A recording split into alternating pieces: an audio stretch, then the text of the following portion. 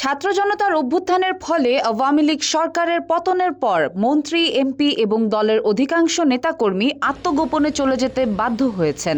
কিছু নেতা আইনশৃঙ্খলা বাহিনীর হাতে ধরাও পড়েছেন, আর যারা দেশ ছেড়েছেন তারা বর্তমানে কলকাতায় অবস্থান করছেন বলে জানা গেছে।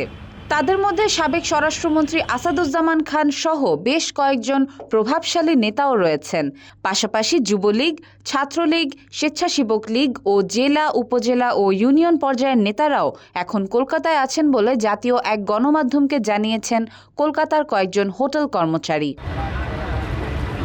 হোটেল কর্মচারী জানিয়েছেন, পালিয়ে আসা নেতাদের বেশিরভাগই শহরের বাইরে নির্জন এলাকায় অবস্থান করছেন। তারা শহরে হোটেল বা বাসা ভাড়া করে থাকেন এবং সাধারণত দিনে বাইরে বের হন না, তবে রাতের বেলা তারা বিভিন্ন স্থানে একত্রিত হয়ে আড্ডা দেন। তারা আরও জানিয়েছে, সীমান্ত পারাপারের জন্য নেতারা দালালদের সাহায্য নিয়েছেন।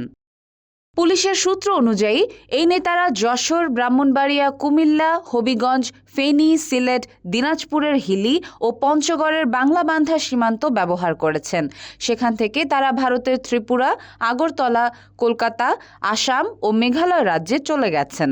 এখন কিছু নেতা ইউরোপ এবং মধ্যপ্রাচ্যের দেশগুলোতে চলে যাওয়ার চেষ্টা করছেন।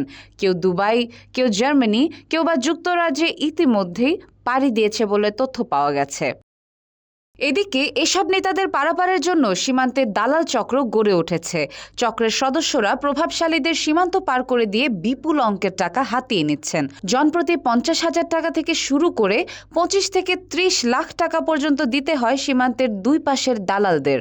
তবে কিছু মানুষ দালালদের প্রতারণার শিকার হয়ে আইনশৃঙ্খলা বাহিনীর হাতে ধরা পড়ার খবরও পাওয়া গেছে।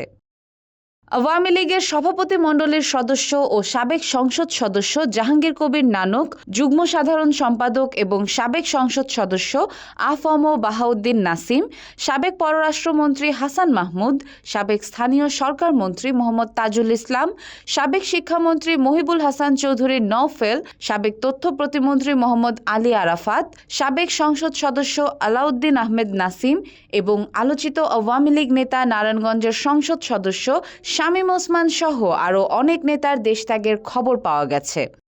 এছাড়াও আওয়ামী লীগের সাধারণ সম্পাদক এবং সাবেক সড়ক পরিবহন ও সেতুমন্ত্রী ওবায়দুল কাদের, যুগ্ম সাধারণ সম্পাদক মাহবুবুল আলম হানিফ, সাবেক মন্ত্রী শ.ম. রেজাউল করিম সহ কেন্দ্রীয় আওয়ামী লীগের আরও কয়েকজন নেতার দেশ ছাড়ার গুঞ্জন শোনা যাচ্ছে। Desk report, daily Bangladesh.